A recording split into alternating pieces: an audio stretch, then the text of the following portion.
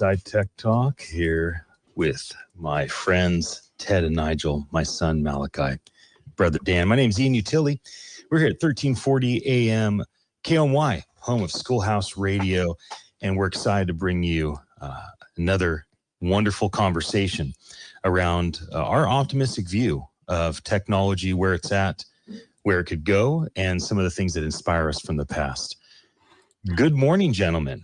Ted, join us from the Silicon Valley. Say hello to all the party people. Hello, party people. It's good to be here. Nigel coming in from the East Coast. How you doing, my friend? Doing well. Happy to be here. Your voice sounds so good, Nigel. So good. Nigel has got a good voice. And Malakye, good morning. Hello, Dad. Hello, brother Dan. What's happening, my man? Just feeling good. Hope everybody had a great holiday weekend and was able to celebrate democracy's birthday. Well, let's talk a bit about freedom. Sorry. Go ahead. Rome was the first one who made democracy. Is it? Yeah. I don't think so. Rome was a slave society. The Italians would like us to believe that. Yeah, that's far That's away. fair. And the indigenous people invented You gotta get up democracy. that microphone. Well, Get close to the microphone. Not this again, Dad. Too far away. Go ahead. There you go. Go for it. the indigenous people invented democracy. Whoa, really? They perfected it. Oh, yeah. Tell us more about that. My great-grandmother and Danny's great-grandmother and Malakye's great-great-grandmother was 100% Native American. I know that you've done a ton of stuff with the Native Americans nationally, but especially here in Central California. So tell us what you mean when you say that democracy, because a lot of technology thrives in a democratic, free society. So it does matter when we're talking about all things automation and technology. So what do you mean, Ted, when you say that democracy was started by the indigenous people? Well, democracy has actually been discovered by quite a few people, but the indigenous people had a very sophisticated form of democracy. We kind of think of the Aztec Empire, which was the opposite of democracy, but there was societies throughout Northern America and Southern South America, what's now known as North and South America, which were republics. We think of chiefs, but the chiefs were elected. They were representative. It was not hereditary. It was, you would qualify for it hereditary, but then voted in, and then you had to maintain certain, standards to be a good leader, be an example in hygiene and all that. And these were very sophisticated societies. Like the clan system was actually a reaction to the the Aztec-like type tyranny. And it was a way of self-governing that governed millions of people over large areas and allowed them to cooperate together. And a lot of this is just being discovered. What we do know is that the narrative we've heard is that, our founding fathers were the first democracy. And that they took inspiration from the ancient Romans and the ancient Greeks, but had a working model in the indigenous people that they saw right in front of them. That's kind of our narrative. And actually, we learned it entirely from the indigenous people. Like you look before the old world, before they had contact with the indigenous people, the Enlightenment, the values of the Enlightenment weren't values of that society. So there's a lot to still be discovered there. And what have you learned about how the indigenous people that you've worked with for the last couple of decades, how they've maintained and built upon that foundation? It feels like a lot of the things that are talked about publicly around Native Americans, which obviously is part of our heritage, the three of us here in the studio, a lot of it is extreme. right? It's all these extreme, they've been taken advantage of, or this or that, whatever it may be. And all those things might be fair. But what have you learned being involved with them, and how have you seen them continue to build upon that amazing legacy that you bring up? Well, it's extremely challenging.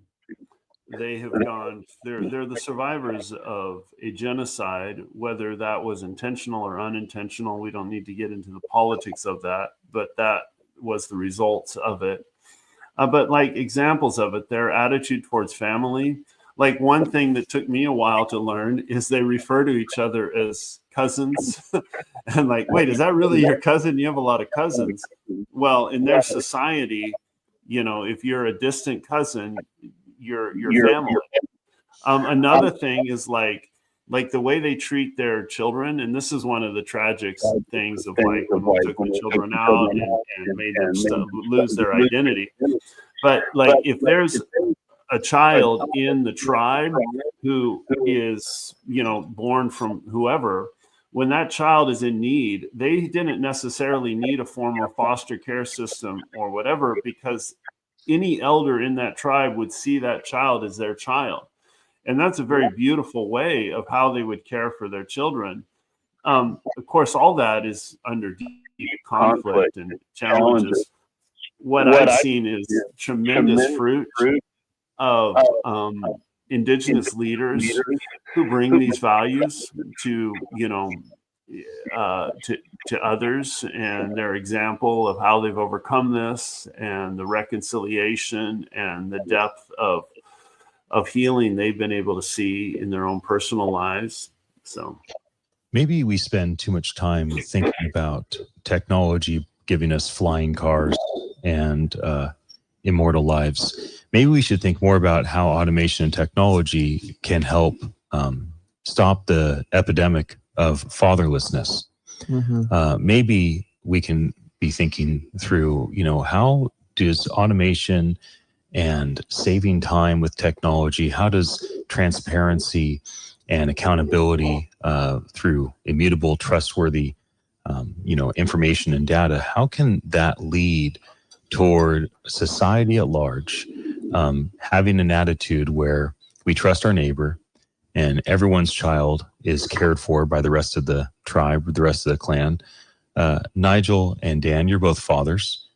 What comes to mind in terms of how we might imagine something as amazing as a flying car, but instead the impact that tech could have in a positive way on our families? You want to grab that, Nigel? Sure. I think the first thing that comes to mind is accountability more than anything else. When I think about fatherhood, it's what you sign up for. Parenthood, not even fatherhood, just parenthood. It's what you sign up for. So whatever comes with that, you signed up for it. You know, one way or the other. You know, people like, oh, it was an accidental pregnancy. Well, was it though? Like you couldn't. We know how it happens. You know, so that outcome was potentially there, but you know, you could pretend it's not there. So you signed up for it. So to me, leaning into that and whatever the best is you could do under your circumstances, because at the end of the day, biologically, you get one father, one mother. You don't get to choose. No one asked to be here. So that's really not an excuse. And there's a responsibility that comes with that. But if you lean into that accountability and you support the fact that no one has a roadmap, everybody, you know, you're not walking in that person's shoes. You could say anything. So I think that would start to drive the right conversations, make us look at what our ancestors and the people who came before us that made it possible for us to have what we have, had to go through, and whether or not we're using everything we have to advance that further. What do you think, Dan? What do you think technology can do to positively impact families? Yeah, can help them out. The positive influence that technology is having right now is, I think, bringing our tribes and our cultures closer together, while at the same time, the speed of it and then the choices that we have, I think that's the confusion that we're most ingesting. But yeah, technology is going to be the future, whether we want to realize that or not. And it is helping us with our families in all sorts of ways. I see multi-generations maybe spending more time together. Younger person is showing his grandparents how to use AI or how to onboard any type of an application. The speed of which it's moving is also an amazing thing, but I think that most importantly, it's a sharing environment, and that's what we're learning with together. So, well, it's great to dream with you guys. We'll be back again in just a moment on AI's present impact in Santa Cruz County. Stay tuned.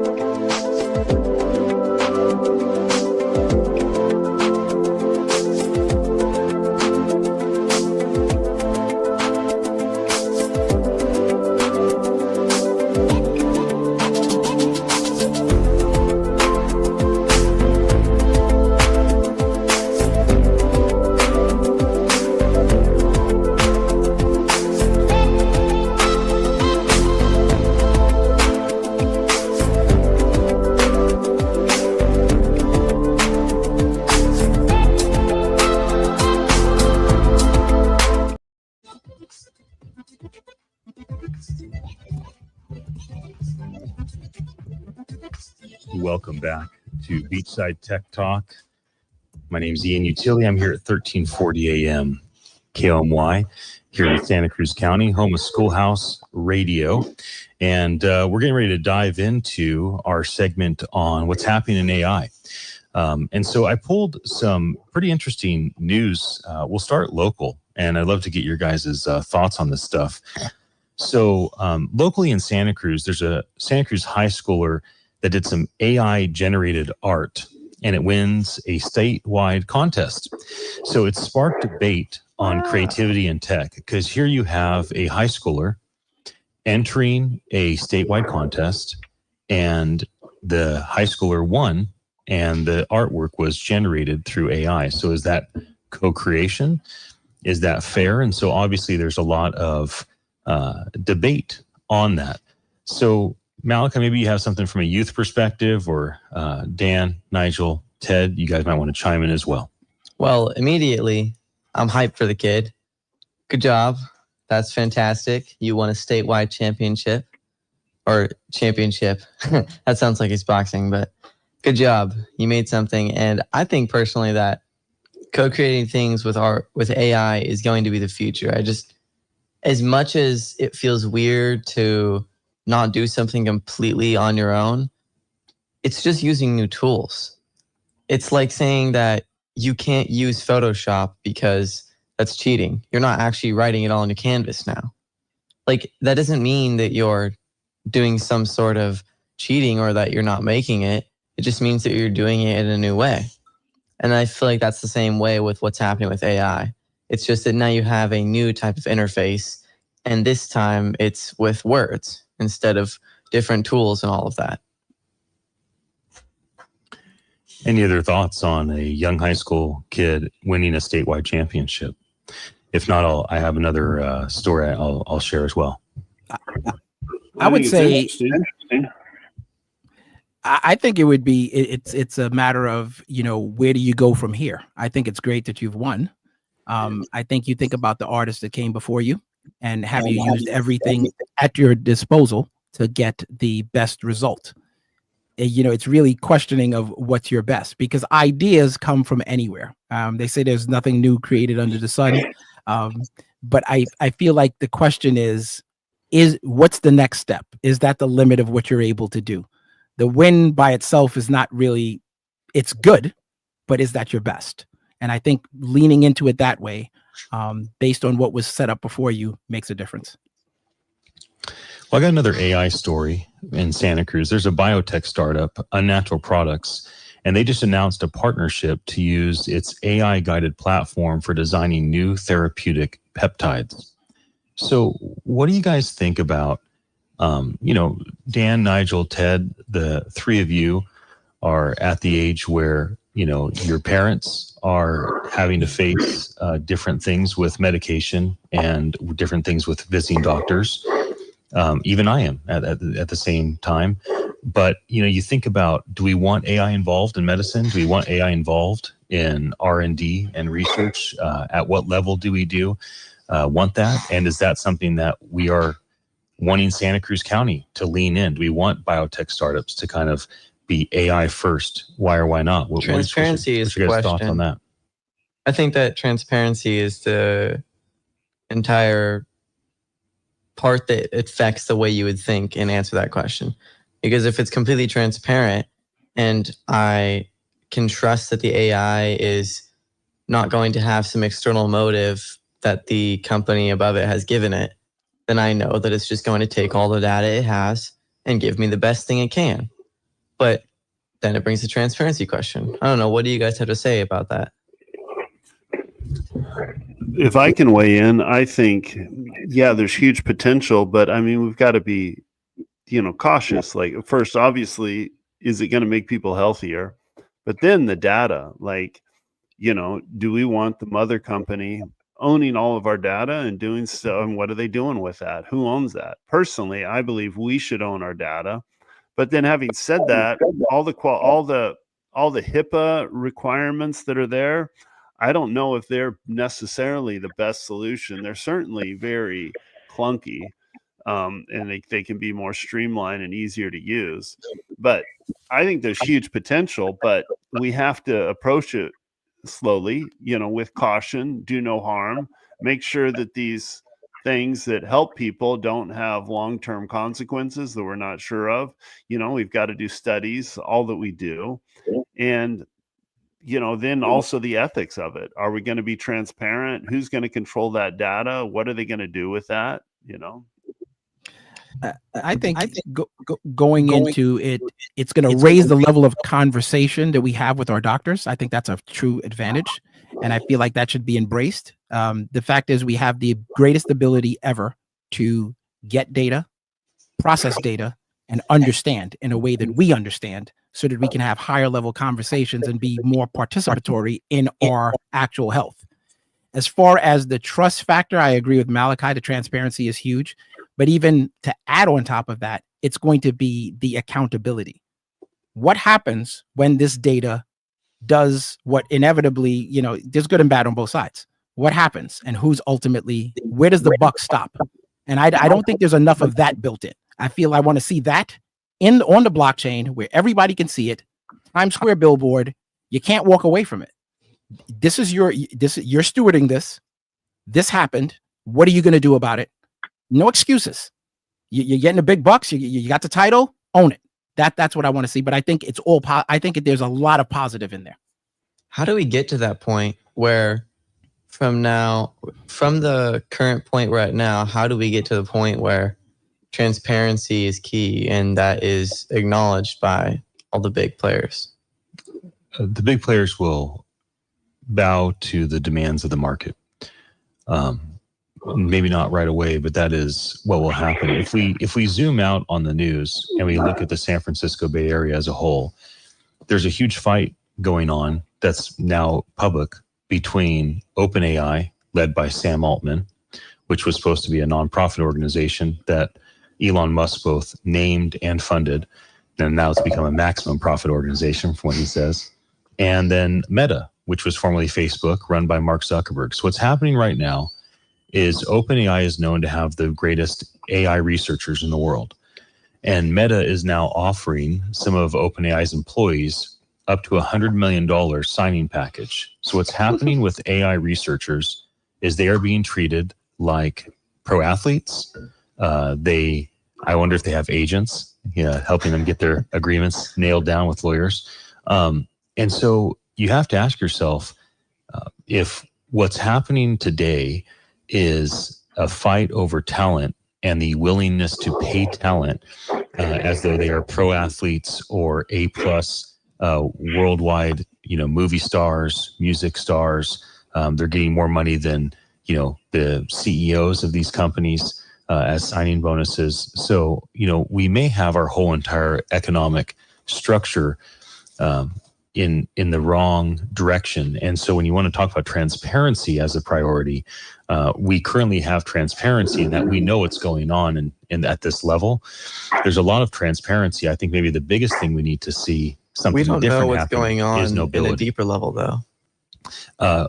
Well, if you really want to know what's going on at a deeper level, you probably can research and find it out. I'm going to zoom out before our time's done, and I'm going to talk about some national news. The U.S. just passed the AI Transparency Act. Pure transparency thing. It mandates disclosure of AI use in public services. So this is a pretty big deal. So that means that if AI is being used in public services, the U.S. just passed a AI Transparency Act. Now, I don't know if this is passed partially, like through the House, but not through the Senate, or I don't understand all the inner workings of this, but it is at least something that we can talk about when it comes to transparency. Gentlemen, thoughts on an AI Transparency Act mandating disclosure of AI use in public services in the United States? Yay. Yeah, helpful. My first reaction is skeptical. I mean, if you look at the history of our government, I mean, redlining was never legal. It was never an official policy, but it happened. So, we're going to have to work it all out. Well, one other thing that kind of counteracts this, depending on your perspective, is the Senate just removed a proposal to block state AI regulations from a recent bill. So this pushes lawmakers to work on a unified national AI policy. So interesting that the U.S. Senate does not want to decentralize AI regulations. They want to centralize AI regulations federally. Sometimes regulations should be decentralized. Sometimes they should be decentralized. We have different opinions on this. To bring in the ethics conversation before we wrap up this segment, the UN just hosted for its first AI ethics summit, and it's pushing for global standards on AI safety. Isn't that interesting? So the US Senate stops states from doing it. They want the federal government to do it. And at the same time, the UN is hosting their own AI ethics summit saying, no, we should have global standards, not country by country standards. It's interesting that everyone wants to be the ones that regulate and build the compliance and build these different elements. We are coming to the end. I'll mention one thing on Europe. European Commission insists that the EU's landmark AI Act will actually roll out on schedule with no delays or pauses, even though tech companies are lobbying against it. So now you have another global story, which is about the European Union and their commission that has the AI Act. And they're saying, hey, no tech company is going to stop us. This has been passed. We're going to make this thing happen. So it is very compelling when you think about AI. There's all these stories. People are fighting over talent, $100 million signing bonuses. There's local Santa Cruz biotech companies. There's, all these different things that are happening. A kid locally wins a contest statewide using AI. But then what's the big national and global stories? It's all around regulation, compliance. Who's in control? Should we decentralize and let the little, states or the small countries make decisions, or should we have a big UN mandate? I don't know if anybody's right on this, but I do know that this is a big push. We'll be back again in just a moment with our Web3 blockchain focus and some news updates in that. Hope you're enjoying us here at 1340 AM KOMY, home of Schoolhouse Radio. Give me fuel, give me fire, give me that which I desire.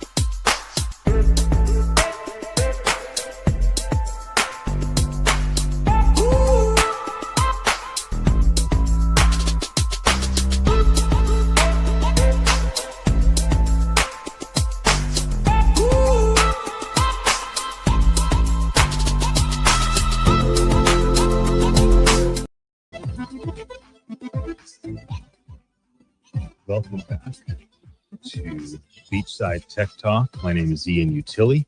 I'm here with Malakye, Dan, Ted, and Nigel. And we're going to dive into some Web3 blockchain present news. I've been wanting to start by just talking about what's happening here in the Monterey Bay, here in Santa Cruz County, where this amazing radio station that's been here like almost 100 years. And I saw the picture of it being built. I think it was 1947 when this thing was built on this very ground. So I think 78 years ago, this station was the beginning of things. So when we look at local Web3 blockchain stuff that's happening, and just to clarify for those that may not really have an idea, what the heck is Web3 and blockchain? So Web 1 is the internet, when you could only do brochures on glass. Web 2 is the internet when you could engage with people.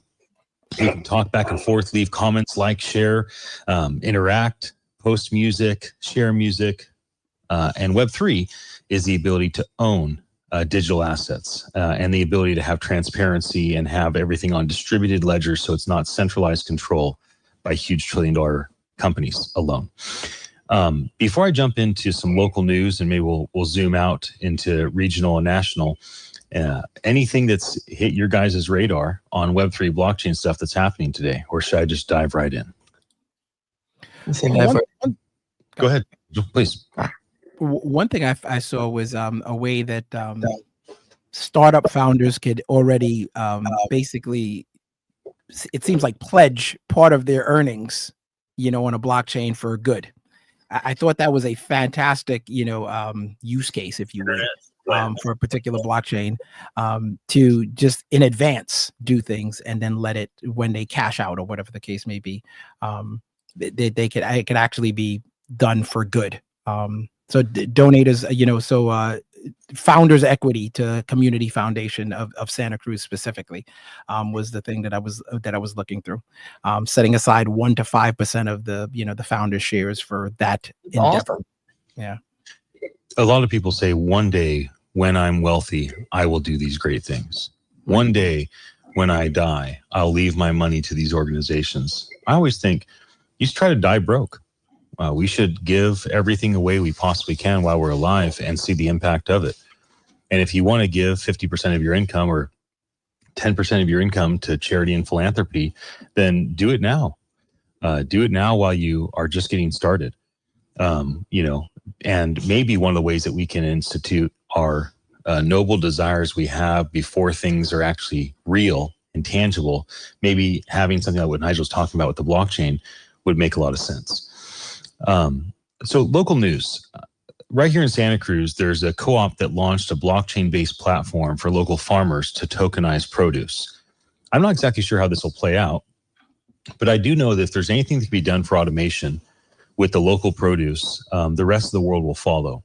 It's been said that we are the salad bowl of the world. No matter where I've gone through Asia, the Middle East, Europe, around the United States, I've seen our berries, our strawberries, our lettuce, that's all grown right here in the Monterey Bay Area. So if we can leverage things like tokenizing produce, and if that allows us to have products last longer, or whatever good will come of that, I think that would be a nice thing to have happen. Ted, you are friends with the Taylor Farms family. What are your thoughts on tokenizing produce? I think there's a huge opportunity there, because if we can empower the smaller, like right now, organic food is more expensive, far more healthy, but more expensive than non-organic options. If we can empower the small local farmer and empower different ways of farming, there's a huge opportunity to transform our food, to make our food system more secure, to make farm to plate the new normal. There's no inherent reason why chemicals should be cheaper than other methods, except that we build an industrial plant around our current ways of farming. I think there's huge opportunities there, and I'd love to see it happen. Any other thoughts? What do you think, Dan? I think that's a big challenge. I think tracking produce is going to be, it's worldwide, so it's going to be a large, time-consuming process. But for the agricultural world, I see where it is now, and the pushback is going to be from organic farming or from big production farming. It seems to me like the most important thing in this conversation is going to be, unfortunately, it's going to be the dollars. And right now we have a put in place situation where the food is collected, it's GMO, it's organically modified to grow bigger, produce more, and then last longer. So until you can combatively go up against those three challenges, whether you're using AI or Web3, it's really not going to matter. So I think that labeling, tracking food is going to expedite these things. That's going to open up a lot for the organic farmers. But I still think with agriculture, this thing, it's so time sensitive. That's why you have local farmers markets, because those things are what's been grown and picked locally within probably a 48-hour time limit. And you just can't send those things out worldwide. Right. You know, you got 2 days for this. That's why organic tastes so good, because it's the natural, it's the grown by the sun and the soil, and you get those real good tastes out of it. But if you also notice that, you know, oranges grown organically are almost half the size, you know, everything, cherries, apricots, everything you get is, so you're going to get half the size. It's going to take a lot of stewardship, and then ultimately, you know, how we get it into our process to watch these trackings, you know, to try and get the product to consumer base as quick as possible. So challenge to be worked, but on a large scale, I see a slow process evolving. I think it's a good idea to start with a place like farmers and the food that we eat, because it's such a like base part of humanity that if you start trying to integrate blockchain stuff into here, it can become the catalyst that we need to really get the fruit that blockchain can be. I think a lot of people say to themselves, okay, blockchain, crypto, DeFi, just whatever. I mean, that's happening in the Middle East, in Dubai. That's a Singapore thing. That's happening in New York. Like, that's not a thing happening in Santa Cruz. So let me give you another news story. My SC County Plus just launched a blockchain-based digital wallet. Now, this is very common in Asia for local regions like Santa Cruz, Monterey, San Francisco to launch a local digital wallet. This wallet lets residents, like the three of us here, apply for permits like an RV parking permit with a mobile app. And it's secured by a distributed ledger so that the county and the resident both know whatever's been posted through this app is public.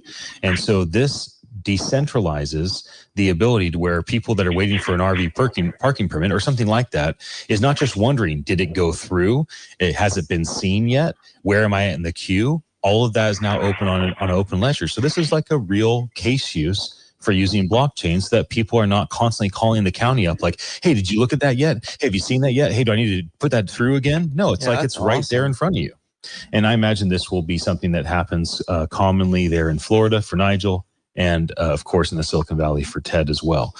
Any thoughts on governments, local, regional, small counties and cities and towns trying to use distributed technology to better serve their residents? What are your guys' thoughts on that, as we've seen that now in Santa Cruz County?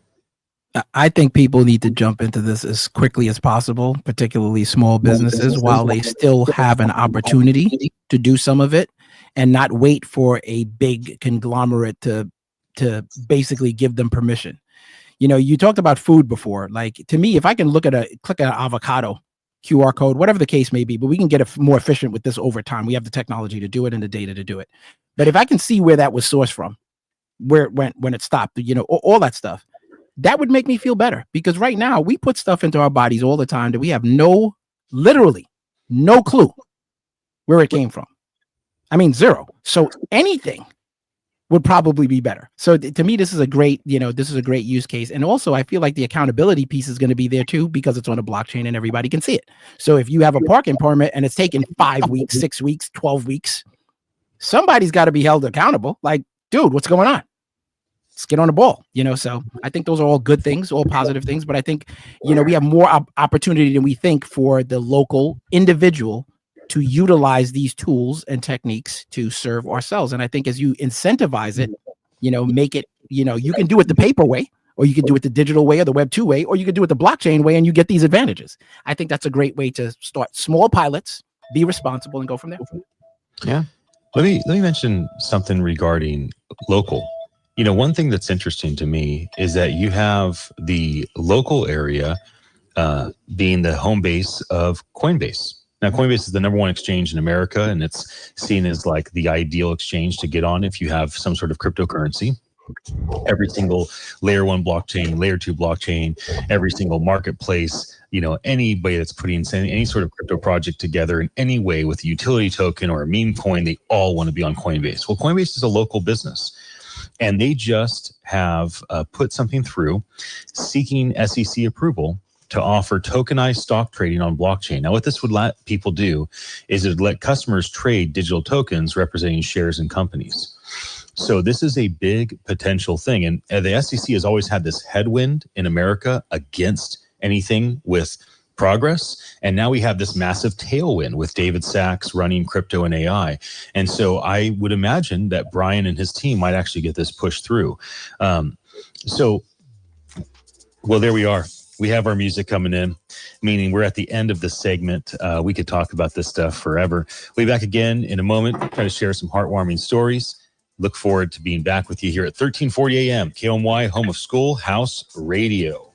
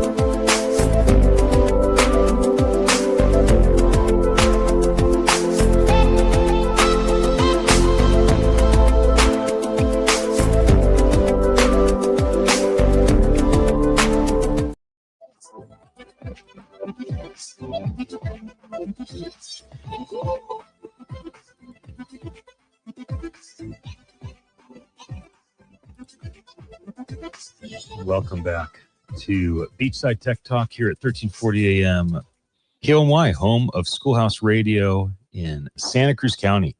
We're right here at the beach. And Malakye, why don't you start us off with our wrap up? You know, we like to tell some heartwarming stories. We like to encourage people with things that we've heard. Sometimes we share things that are hundreds, thousands of years old, or even just made up fictional stories. Something that ties to people to kind of think to themselves, why might I lean in to innovation? Go ahead, son.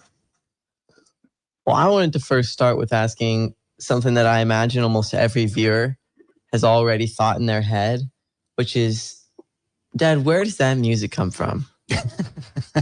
Okay, funny story. So my friend Audrey Arbini, who has been a wonderful mentor to me, we call her the godmother of sonic branding. She has done the sonic branding for, I think, the last 12 Olympics.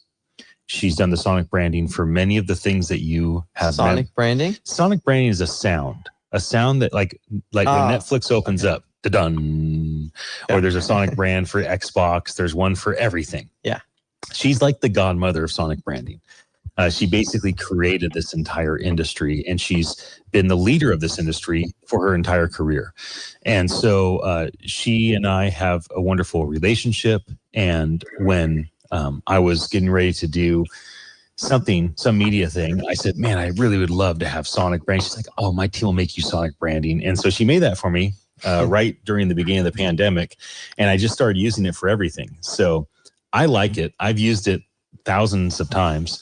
And if I'm doing something, I need some sort of, intro music, outro music, room warming music. That's my go-to. So that's why The Ian Utile intro. Yeah, it's the Ian Utile sonic branding. So people hear that and they know, oh, Ian's going to be involved in this thing right here. That's the thought of it, right? It's to basically give somebody a sense of familiarity that they know what's about to come. Fun. So yeah, there's a story about automation and how my friend Audrey started off just with this idea of what she could do with sonic branding. Now she's become basically the matriarch of the entire industry globally. It's amazing when people can create an entire industry by just doing something cool themselves. I believe that Ted has met Audrey at one or more of our AI events. I think Dan has as well. Nigel, did you run into Audrey? Do you remember her when she would jump on Clubhouse with us and things of that nature? That is such a name from the past that I'm so glad you brought that up, because I remember being in the augmented reality rooms and she was a big part of our happy hour of voice. Yes. Like those were awesome conversations that really dove into the value of conversation and sound and everything that goes along with it. And for me, it resonated a lot because at the time when everybody was so into video, I was the guy with just the logo. And I always leaned into that. I was like, look, if the words coming out of my mouth aren't enough, it's, you could stop right there, because there's a lot in what we say. There's power in words. Yes. It's sound. And the gratitude champion is very effective with his words. Nigel doesn't say anything that doesn't have weight to it. Oh yeah. Any stories that come to mind that you guys might want to share with our audience as we're coming to a close for today? I actually saw something about in Santa Cruz called I just want to get this right. The 418 project. Yeah, 418 project. And it's an adaptive community art space. And, it talked about combining tech and the arts and then tracking metrics to see how well, things are doing. And I feel like there's a lot of value in that. It may not necessarily be a direct connection, to AI automation or even blockchain, but it could be. It's certainly an adjacent cousin, if you would.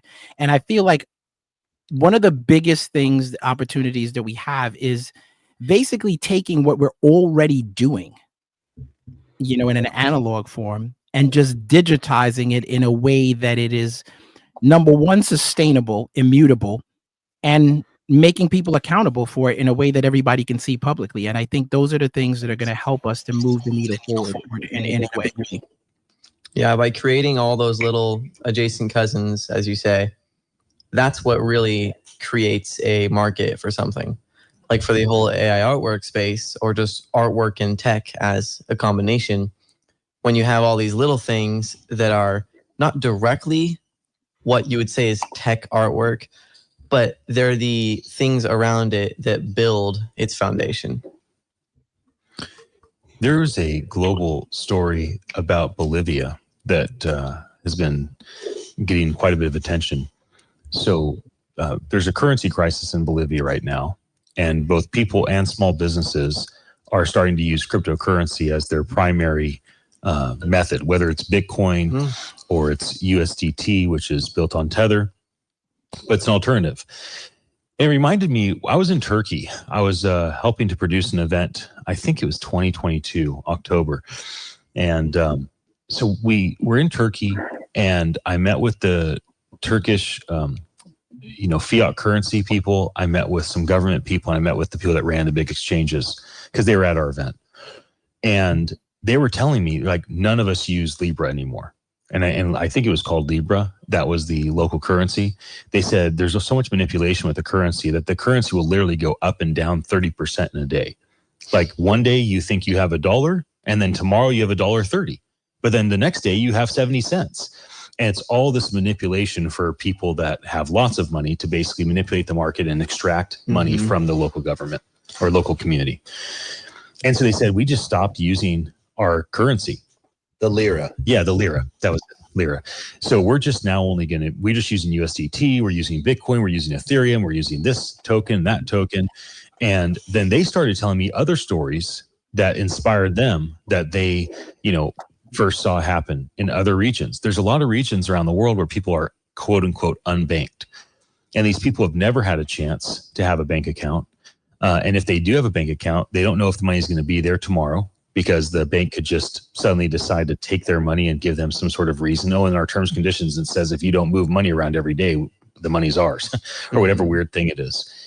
And so you do think about, it wasn't that long ago that our ancestors were forced to use metals or use livestock or use flour or rice or some form of tangible good to exchange value with one another.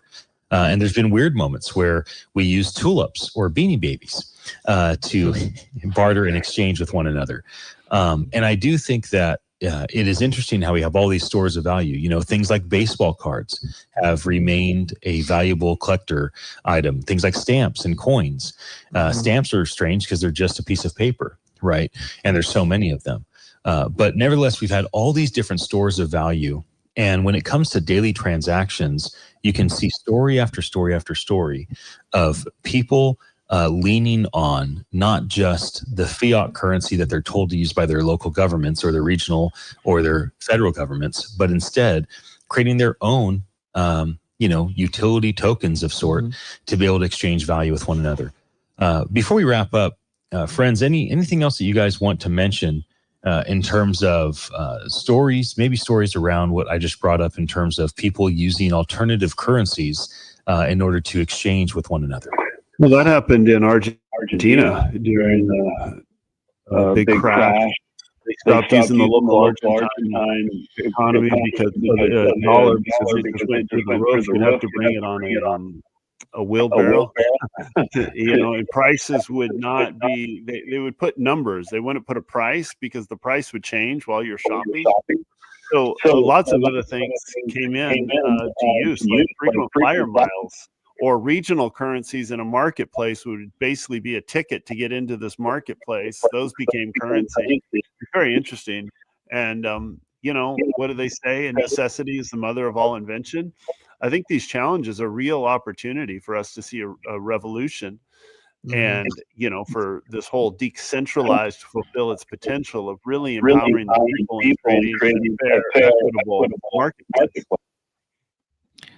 I would really like to see credit being given to sweat equity, like where people are putting in massive amounts of their time for them to convert that to some kind of number, so that, because effort is valuable. It's another store of currency. And I don't think that there's enough credit given to those things, or given the people having the voting rights authority, that kind of thing that comes with it. Sort of like an electoral vote, if you would. Are you aware there's a whole conspiracy theory behind that? Like the silverbacks after the revolution, the American Revolutionary War, were backed by human labor. And that's a far better way of backing a currency than something like gold or whatever.